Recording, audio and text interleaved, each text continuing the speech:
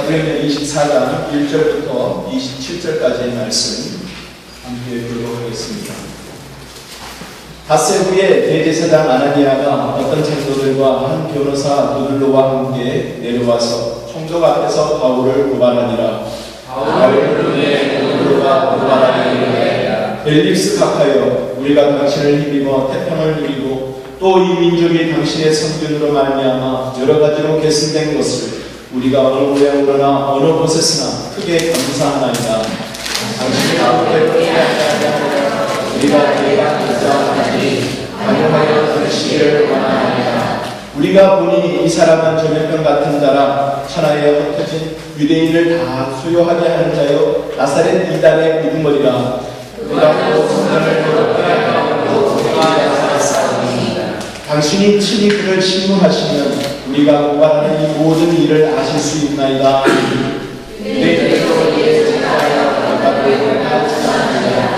총독이 바울에게 머리로 표시하여 말하라 하니 그가 대답하되 당신이 여러 해 전부터 이 민족의 재판장 된 것을 내가 알고 내 사건에 대하여 기꺼이 증명하나이다. 당신이 아실 수 있는 바와 같이 내가 예루살렘에 하려는 죄를 일주밖에 안 되었고 그들은 내가 성전에서 누구와 변론하는 것이나 회당 또는 시중에서 우리를 소동하게 하는 것을 보지 못하였으니 주의 나를 고발하는 모든 일에 대하여 그들이 당신한테 있을 것이 없나이다. 그러나 이것을 당신께 고백하리이다. 나는 그들이 이단이라 하는 도를 따라 조상의 하나님을 숨기고 율법과 선지자들의 글에 기록된 것을 다 믿으며 그들이 이단이라 하나님의 영향 성전을 받았으니 곧 의인과 악인의 구원이 있으리라 하니라.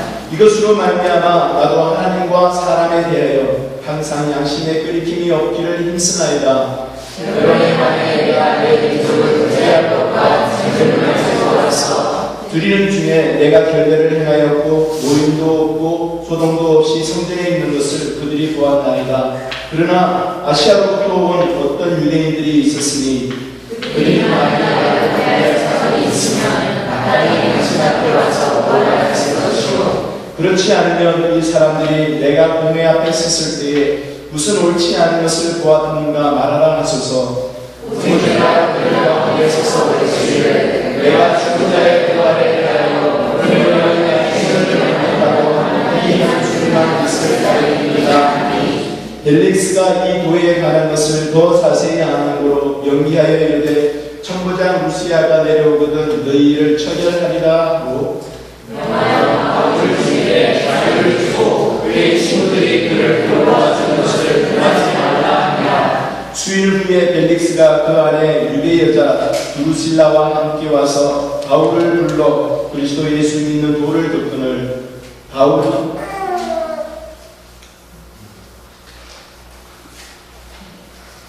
25절, 26절, 27절은 제가 공부하겠습니다. 바울이 의와 절저와 장차오는 심판을 강론하니 벨릭스가 두려워하여 대답하되 지금은 가라. 내가 틈이 있으면 너를 부르리라 하고 동시에 또 바울에게서 돈을 받을까 바라는 거로 더 자주 불러 같이 이야기하더라. 이태가 지난 후 부르기아 베스토가 벨릭스의 수임을 이어받으니 벨릭스가 유대인의 마음을 얻고자 하여 바울을 구류하여 두니라. 아멘. 기도하겠습니다. 하나님 아버지, 주님의 말씀을 듣겠습니다. 주님께서 친히 오셔서 말씀하여 주시고 우리의 삶을 변화시켜 주시고 하나님의 자녀로 이 세상에서 살아갈 때에 귀한 힘이 되는 말씀으로 우리에게 입혀 주시옵소서. 감사함 예수님의 이름으로 기도했습니다. 아멘. 이런 이야기가 있습니다. 미국 사람이 하나의 광고를 냈다고 그래요. 광고를 냈는데 그 질문이 뭐였냐면 누구든지 녹색 얼룩말을 잡아오면 100만 불을 드리겠습니다 라는 그런 공고를 냈답니다. 여러분, 녹색 얼룩말 이 세상에 몇 마리 있을까요? 이건 그냥 얼룩말이 아니고 녹색 얼룩말이에요. 이 세상에 존재하지 않는 거죠. 자, 이 광고가 온 세계에 전해졌습니다. 그랬을 때 사람들이 제각기 다르게 반응을 했다고 합니다. 학구파라고 할 수 있는 독일 사람들은 우선 도서관으로 달려가서 연구를 한답니다. 탐심이 많은 영국 사람들은 책방으로 달려가서 아프리카 지도부터 먼저 산다고 합니다. 행동파인 미국 사람들은 달려가서 그물과 총부터 산다고 합니다. 프랑스 사람들은 화방에 가서 물감과 붓을 사서 목색 얼룩말을 일단 먼저 그려본답니다. 잔재주가 너무 많이 있는 우리 일본 사람들은 어떻게 할까요? 일본 사람들은 뭐 힘들게 아프리카까지 갈 것 없다고 생각하고 얼룩말 한 마리를 잡아서 털을 밀고 녹색 인조틀을 신는다고 합니다. 기분파 스페인 사람들은 100만 불을 이미 벌어놓은 것이니까 쇼핑부터 한답니다. 우리 한국 사람은 어떻게 반응할까요? 한국 사람들은 100만 불 진짜 줄까? 나 안 줄 거야 라고 의심부터 한다고 합니다. 어느 정도 일리는 있는 것 같아요. 공감하십니까? 우리가 보면 이 민족성이 다 뚜렷한 것 같습니다. 그거에 근거해서 이때는 이야기로 우리 할 수 있는 이야기 같은데요. 이 한 가지 어떤 공고 사실을 놓고서 반응하는 사람들이 다양합니다. 어떤 사건 하나를 놓고서는 보면 다양합니다. 미국의 정치에 대해서도 놓고서 보면 다양한 의견을 가지고 있습니다. 지금 미국이 시리아를 어떻게 할까 고민하는데 거기에 대한 어떤 다양한 의견을 가지고 있습니다. 이 세상은 여러 가지 많은 죄악으로 가득 차 있는 세상입니다. 이 세상에 일어나는 일을 통해서 믿는 사람들은 또 다양한 의견을 가질 수 있습니다. 그러나 하나님이 원하시는 그 방법으로 우리가 대응을 해야 되겠습니다. 오늘 본문 말씀에 보면 벨릭스라는 총독에 대한 이야기가 나옵니다. 벨릭스라는 사람에 대해서 잠깐 살펴보겠습니다. 이 벨릭스라는 사람은 원래가 이 처음부터 귀족 출신이 아니었습니다. 그는 노예 출신이에요. 여러분, 노예 출신인 사람이 자유인이 되고 그냥 평민으로 지나는 것이 아니라 한 유대 지역의 정치적인 그 제일 우두머리 총독의 자리에 오르려면 얼마나 많은 노력을 했든지 술을 썼든지 했겠죠. 그러나 벨릭스는 술을 썼던 귀회주의자였습니다. 그의 친족, 자기 형님을 통하여서 그 총독의 자리에 오르게끔까지 됐습니다. 그리고 그런 중범자인 사람도 자기가 뇌물을 받으면 쉽게 풀어주기도 했던 그런 사람으로 벨릭스가 널리 알려져 있을 사람입니다. 그래서 오늘 본문 말씀에도 보면 사도 바울을 계속 불러서 돈을 받을까 바라는 거로 자주 불러서 같이 이야기하더라. 본문 26절 말씀에서 이야기하고 있습니다. 벨릭스는 그런 사람이었어요. 유대인들에게 악독한 총독이었습니다. 그럼에도 불구하고 그 권세 앞에, 세상의 권력 앞에 두들러라고 하는 변호사는 와서 뭐라고 이야기합니까? 총독은 대단합니다. 우리가 당신 때문에 태평을 누리고 있습니다. 이 민족이 당신의 성전으로 말미암아 여러 가지로 개선된 것을 우리가 여러 모양으로나 어느 곳에서나 어떻게 해요? 크게 감사합니다. 무슨 이야기입니까? 이거는 거짓말이다. 아첨한다는 이야기입니다. 여러분, 세상에 있는 사람들은 세상의 권세 앞에, 그 권력 앞에 아첨합니다. 자신의 이익을 추구하기 위해서 그 어떤 진리도 왜곡할 수 있습니다. 믿는 사람들은 어떻게 해야 될까요? 여기 두들러라는 사람은 무조건 사도 바울이 죄가 있다는 것을 증명하기 위해서 벨릭스라는 그 총독에게 그가 들었을 때 화가 날 수 있는 이야기를 여기서 또 이야기합니다. 그가 천하에 흩어진 유대인을 다 소유하게 하는 자, 정치생활 하는 사람들은 소유가 일어나는 일에 대해서 제일 긴장합니다. 여기에서 사도 바울을 소개하면서 그는 전염병 같은 자, 천하에 흩어진 유대인들을 다 소유하게 하는 자라.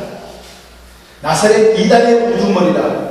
하나의 당을 짓는 것에 대한 것을 언급을 하면서 사도 바울에게 벨릭스가 유죄를 선고해 주기를 바라면서 고발하는 그런 내용이에요. 오늘날 우리가 살고 있는 세상과 너무나 흡사하지 않습니다. 자기의 이익을 위해서, 자기의 뜻을 이야기하기 위해서 남이 하지 않은 말을 했다고 이야기하고, 남이 한 말에 대해서도 하지 않았다고 이야기하고, 잘못 이야기했다고 이야기하면서 자기의 뜻만을 관철시키려고 하는 것이 오늘날의 세상 아닐까요? 그렇다면 우리는 이 세상에 살면서 어떻게 반응해야 될까요? 그 모든 거짓이 잘못됐다고 이야기하는 것에 우리의 온 삶을 들여야 할까요? 그렇지 않습니다. 사도 바울은 그 벨릭스 앞에서 자기를 거짓으로 고발하고 있는 누들도 앞에서 대제사장 아나니아 앞에서 무엇을 이야기하고 있습니까? 이것이 바로 우리가 거짓 속에 살고 있으면서도 담대하게 지켜야 할 교회의 올바른 태도요 반응이라고 믿습니다. 첫 번째, 사도 바울은 하나님만을 섬기는 교회가 되어야 한다고 외치고 있습니다. 성도 여러분, 제약된 거짓된 세상 속에 살면서 우리는 그것을 진실이라고 밝히는 것에 힘을 들이는 것보다도 더 열심히 우리는 하나님만을 섬기는 일에 더 열심을 내고 더 초점을 맞추고 더 충성되게 우리가 살아야 하는 것을 잊지 말아야 합니다. 거짓된 것을 거짓된 것이라고 드러내면 싸움밖에 안 돼요. 그 가운데서 우리가 해야 될 것은, 교회가 해야 될 것은 바로 하나님만을 더더욱 그전보다도 더 열심히 섬기는 교회가 되어야 합니다. 우리는 하나님을 섬길 때 마음과 뜻과 정성을 다해서 섬겨야 합니다. 성경은 이야기합니다. 신명기서 10장 12절 13절에 이렇게 기록되어 있죠. 이스라엘아, 내 하나님 여호와께서 내게 요구하는 것이 무엇이냐? 하나님께서 요구하는 것이 무엇이냐? 그것은 곧 내 하나님 여호와를 경외하여 그의 모든 도를 행하고 그를 사랑하며 마음을 다하고 뜻을 다하며 내 하나님 여호와를 섬기고. 하나님이 요구하는 것이 무엇입니까? 성경은 클리어하게, 명확하게, 정확하게 말씀해 주고 있습니다. 그의 모든 도를 행하고 그를 사랑하며 마음을 어떻게 해요? 반만하고 아니에요. 마음을 다 하고 뜻을 다 하고 내 하나님 여호와를 섬기라. 이것이 하나님이 요구하시는 거예요. 어디에서요? 이 세상에 살면서. 하나님께서 허락하신 우리에게 주신 이 세상에 살면서 이 세상에 거짓이 많고 악이 가득한 세상이라 할지라도 어떤 상황이라 할지라도 그 속에서 하나님이 요구하시는 것은 마음과 뜻과 정성을 다하여서 하나님을 섬기는 것입니다. 이 섬긴다는 단어는 다른 말로 어떻게 해석이 되고 있냐면 예배하다로 기록되어 있습니다. 해석이 됩니다. 여러분, 우리의 삶은 우리의 기분에 따라서 우리의 상태에 따라서 눈물 나는 세상이라고 옆에서 보고서 우리의 마음이 변할 것이 아니라 한결같으신 하나님 앞에 주님 앞에 나와 한결같은 마음으로 예배하는 우리 삶이 되어야 합니다. 하나님 말씀 믿는 교회는 바로 하나님께 대한 사랑과 열정이 넘쳐나는 교회예요. 여러분, 우리가 주일날 11시니까 11시에 맞춰서 억지로 시간을 맞춰서 우리가 오는 그런 의무와 책임감으로 여러분 예배하십니까? 여러분, 우리가 예배를 의무와 책임으로 생각한다면 한국말에 쉽게 표현하면 작심삼일이 되기 쉽습니다. 하나님 말씀을 읽는 것에 대해서 여러분이 책임이요 의무라고 생각하시면서 읽으십니까? 그거는 작심삼일하게 되지 않습니다. 숙제로 생각하면서 읽으십니까? 안 됩니다. 하나님의 말씀을 묵상하는 것, 여러분 내가 꼭 해야 되는 숙제라고 생각하는 책임이나 의무로 여기시면 그거는 오래 갈 수가 없습니다. 여러분, 제 아들이 오늘 아침에 저랑 같이 밥 먹으면서도 그런 이야기를 했는데 오늘 저녁에 기다려진다고 합니다. 오늘 저녁에 뭐가 있는데?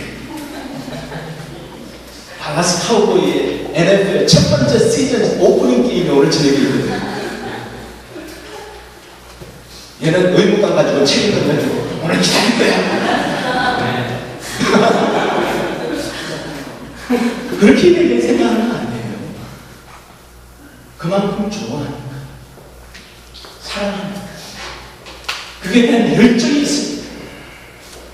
여러분, 부부가 사랑하고 부부에 대한 서로의 열정이 있으니까 저 사람이 나한테 바가지를 긁어도 사는 거, 나한테 한심한 이야기를 해도 사는 거, 기쁨 가운데 넘쳐나는 그런 또 하나님의 은혜를 또 경험하는 거, 하나님의 말씀에 대해서도 하나님께 예배하는 것도 우리의 책임과 우리의 의무가 아니라 하나님을 사랑하기 때문에 하나님 외에는 아무것이 세상에 내가 사랑하고 결국 섬길 대상이 없기 때문에 하나님의 최고이기 때문에 그 사랑과 열정이 있을 때 우리는 하지 말라고 말려도 읽을 겁니다. 하지 말라고 해도 예배 드릴 겁니다. 지하교회에 있는 성도님들이 왜 목숨 걸고 감옥에 갈 것을 감수하고 예배 드릴까요? 제가 아는 선교사님이 그런 이야기를 하시더라고요. 북한에 갔었을 때 목 놓아서 예배할 수가 없어서 성도들이 찬양을 어떻게 하는지 설명을 해줘. 성도님들이 다 한 자리에 앉아서 찬양을 하는데 소리 안 나게 입만 벌려서 찬양을 합니다.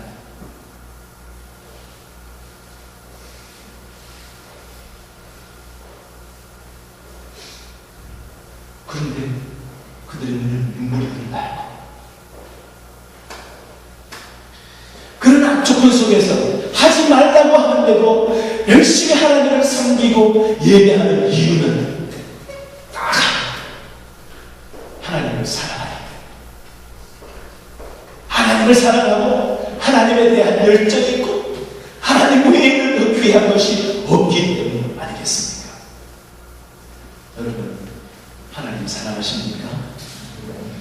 그 사랑하는 마음, 하나님께서 나에게 주신 그 귀한 은혜를 생각하면 그 사랑하는 마음과 열정 가지고 또 확인하면서 이 세상 가운데 하나님만을 섬겨나가는 우리의 삶이 되기를 주님의 이름으로 축원합니다. 성경 속에 기록되어 있는 하나님의 성품, 하나님을 한번 보시기 바랍니다. 성경에 나오는 많은 허다한 증인들, 많은 믿음의 조상들, 그들의 삶을 통해서 하나님께서 하신 일들이 무엇이 있습니까? 한 가지 예를 들자면 하나님께서 엘리야에게는 어떠한 하나님이셨어요? 기도할 때 불러 응답하셨던 하나님, 신실하게 응답하시는 하나님, 그 엘리야가 특별한 사람이라서 하나님이 그렇게 응답하시는 거예요. 야고보서 5장 17절 18절에 엘리야는 우리와 성도의 같은 사람이로되 그가 비가 오지 않기를 간절히 기도하며 3년 6개월 동안 비가 오지 아니하고 다시 기도하니 하늘이 비를 주고 땅이 열매를 맺었느니라. 우리와 동일한 성령을 가진 엘리야가 기도했었을 때 하나님이 응답하신 것을 우리가 성령을 통해서 알 수 있습니다. 시편 78편 52절에 하나님에 대해서 이렇게 기록합니다. 그가 자기 백성은 양같이 인도하여 내시고 광야에서 양떼같이 지도하셨도다. 그 하나님은 성경에서도 이야기합니다. 인도하여 주시고 양처럼 어리석고 고집센 그런 이스라엘 백성들을 광야에서 인도해 주셨다. 안전하게 인도해 주셨다고.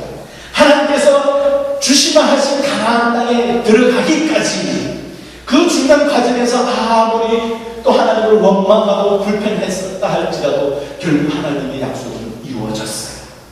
그 과정 속에서 하나님은 인도하여 주시고 지도해 주셨어요. 시편 114편 8절에 그가 반석을 쳐서 몽물이 되게 하시며 차돌로 샘물이 되게 하셨다. 목이 마른 그런 이스라엘 백성들에게 샘물을 허락해 주셨어요. 먹을 것이 없는 이스라엘 백성들에게 만나를 허락해 주셨어요. 고기가 필요한 이스라엘 백성들에게 메추라기를 허락해 주셨어요.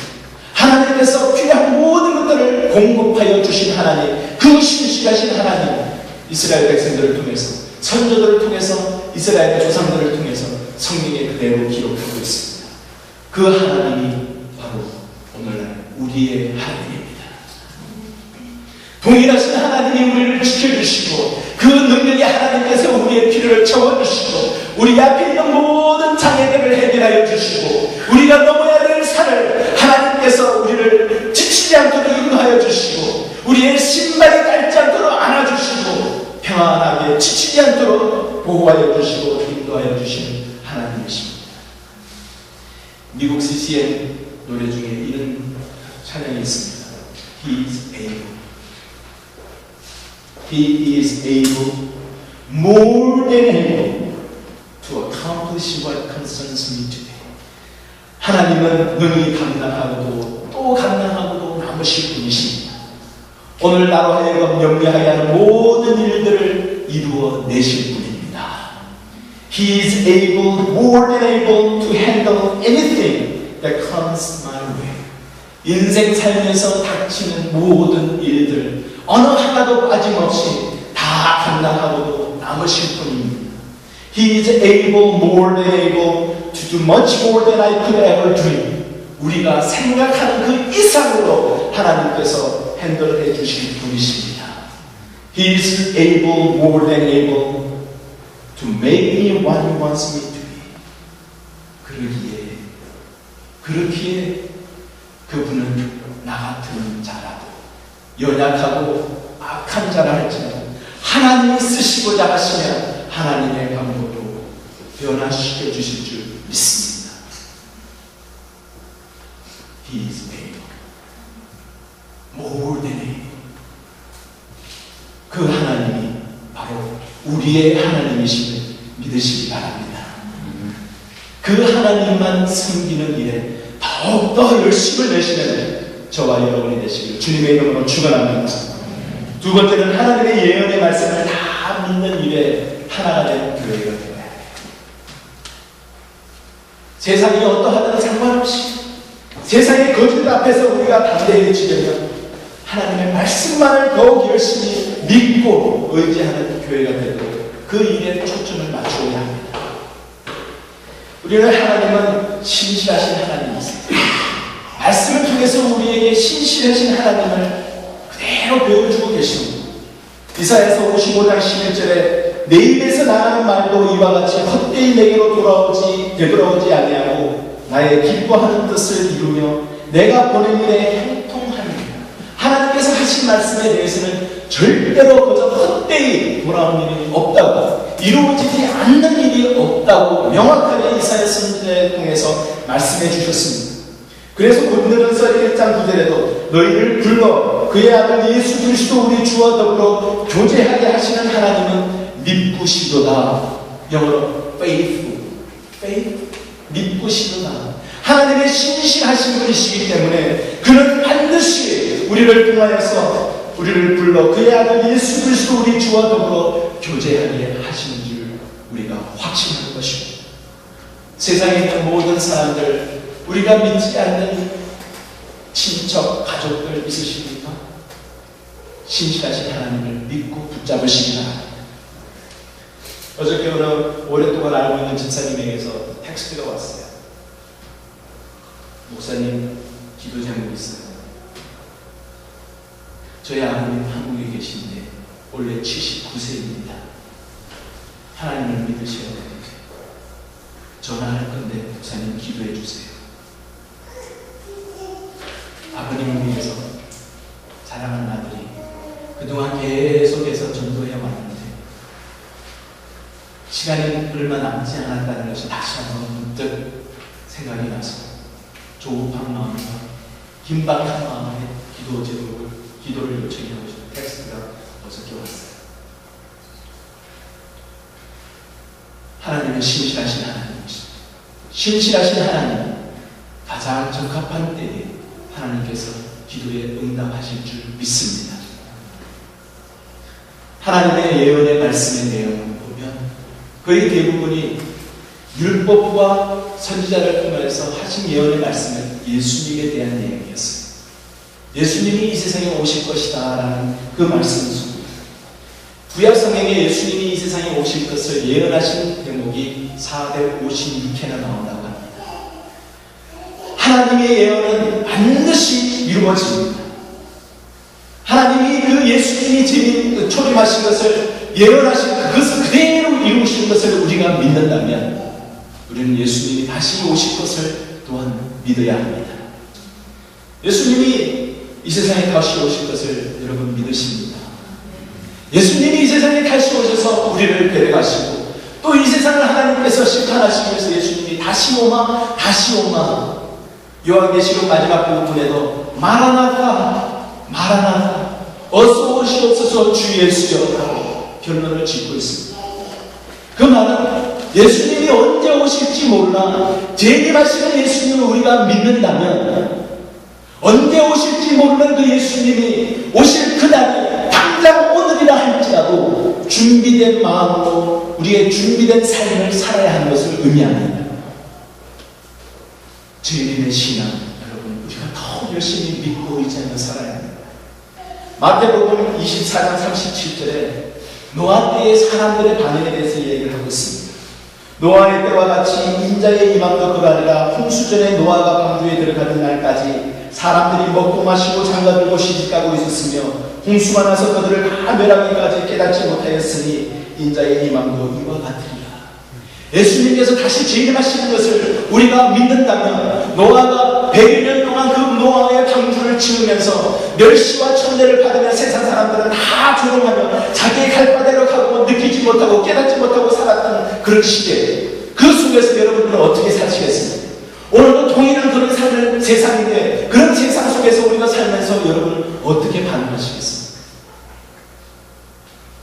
오늘도 만약에 주님이 오신다면, 오늘도 우리를 불러 가신다면 여러분 준비되어져 있습니다. 인자의 임하신 재림도 그렇게 무지중에 오실 텐데 우리는 항상 언제 오시든지 준비된 그런 삶을 살 수 있기를 바랍니다. 그런 자는 바로 하나님의 예언의 말씀을 다 믿는 자들이에요. 하나님의 예언의 말씀을 빠짐없이 다 믿는 자의 그런 모습에 우리 더욱더 열심을 내는 저와 여러분이 되시길 주님의 이름으로 축원합니다.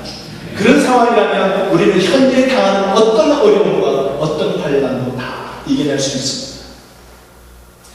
오늘 본문에도 사도 바울이 그 앞에서 신문을 당할 때 참 모욕적인 이야기를 듣죠. 예수님을 이단이라고 얘기하죠. 너무나 얼토당토하는 이야기, 열이 날 이야기 아닙니까? 울분이 올라오는 이야기 아닙니까? 그런 마음에 일어나는 울분과 그 우라통이 터지며 하나님의 진리의 말씀을 선포하고자 하는 바울에게 얼마나 그런 큰 어려움이었겠어요.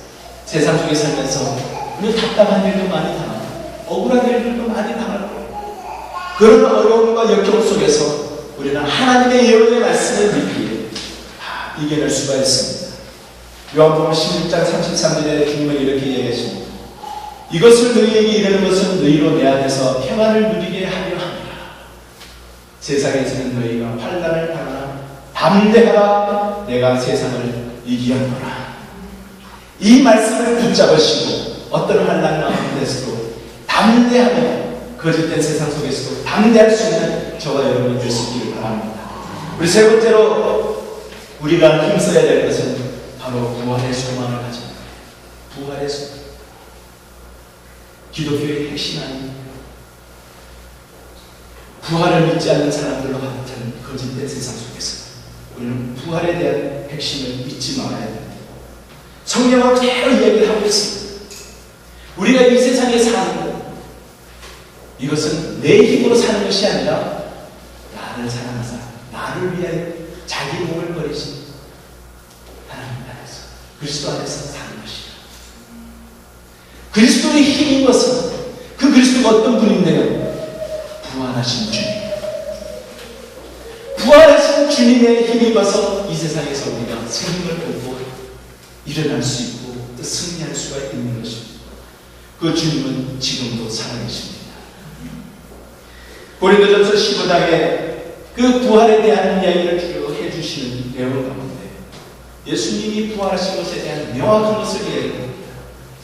내가 받은 것을 먼저 너희에게 전하였더니 이는 성경대로 그리스도께서 우리 죄를 위하여 죽으시고 장사 지남가 되으셨다가 성경대로 사흘 만에 다시 살아나서 첫 번째 게바에게 보이시고 또 후에 12제자에게 보이시고 그 후에 500여 형제에게 보이시고 그리고는 그 후에 모든 사도에게와 맨 나중에 만삭되지 못한 자 같은 사도 바울에게도 보이십니다. 여러분, 사람들은 눈에 보여지는 것을 믿습니다. 사람들이 의심되고 자기가 믿지 않는 듯한 그런 마음이 생길 때 어떤 얘기를 해요? 보여봐봐. 사람들은 눈을 의지합니다. 얼마나 우리 눈이 연약한지 모르고서요. 여기에서도 예수님께서 죽었다가 다시 살아나신 것에 대해서 유대인들은 적어도 2명만 증인이 있으면 그건 합법적인 증거가 될 수가 있다고 합니다. 여기 보세요. 게바도 받고 12제자도 받고 500여명도 받고 다른 사도들도 받고 사도 바울까지도 받는데 이것이 합법적인 증거가 아니고 무엇입니까? 예수님께서 성경대로 사흘 만에 다시 부활하신 것 주님이 오늘도 살아계심을 우리가 믿습니다. 그 믿는 믿음 가지고 산다면 이 세상에서 우리가 견디지 못할 것이 무엇이 있겠습니까? 이 세상에서 거짓된 세상 속에서 악으로 가득한 세상 속에서 우리가 못 이길 힘이 무엇이 있겠습니까? 우리가 죽음에서도 부활하신 주님이 우리를 또한 살려내실 줄 믿기 때문에 어떤 것도 우리가 못 이길 것이 무엇이 있겠습니까? 무에서 유를 창조하신 하나님이 예수님을 살리시고 우리를 살리신 것을 믿는데 우리가 못 이길 힘이 어려움이 뭐가 있겠습니까? 우리가 진리의 말씀을 확고부동하게 흔들림 없이 믿는 저와 여러분이 될 수 있기를 바랍니다. 여러분 여호수아 1장 7절의 말씀에 보면 우리가 꼭 알아야 될 확실한 말씀을 얘기하고 있습니다. 오직 강하고 극히 담대하여 나의 종 모세가 너에게 명령한 그 율법을 다 지켜 행하고 우로나 좌로나 치우치지 말라. 그리하여 어디로 가든지 형통하리라. 하나님의 말씀이에요. 하나님께서 하신 약속이 여러분 세상은 좌가 옳다 우가 옳다 아니야 제자리가 옳아 아니야 가야 돼 이런 많은 설이 있고 의견이 구분합니다. 그 가운데 어떨 때는 이게 옳은가 저 사람이 말 잘하는 사람이 이야기하면 저게 옳은가 하나님의 말씀 하나님은 이렇게 얘기하는 것 같은데 오늘 저 사람 이야기 때문에 이런 것 같아. 여러분 좌로나 우로나 세상에 있는 사람들의 말을 듣고서 치우치지 마시기 바랍니다. 하나님의 말씀을 근거하여서 좌로나 우로나 치우치지 않고 말씀 그대로를 지켜나가며 말씀 그대로를 우리 마음에 새길 때 우리는 하나님의 부활에 대한 진리 또한 우리 확실히 우리 마음에 새겨서 흔들림 없는 삶을 사시기를 주님의 이름으로 축원합니다. 그 일에 더욱 열심히 내시기 바랍니다. 부활하신 하나님을 믿는 일에 더욱더 열심히 내시기 바랍니다. 그럴 때에 세상에 있는 모든 악은 어디로 가는지 다 사라지고 세상에 있는 거짓은 더 이상 나를 힘들게 하는 요소가 아니 될 줄 믿습니다. 하나님께서 우리로 하여금 이 세상에서 거짓 가운데서도 담대하게 나아갈 수 있는 교회요 또 우리의 성도로 살 수 있는 길을 우리에게 허락해 주셨습니다. 이 말씀 붙잡고 승리하는 저와 여러분이 되시기를 주님의 이름으로 축원합니다. 함께 기도하겠습니다.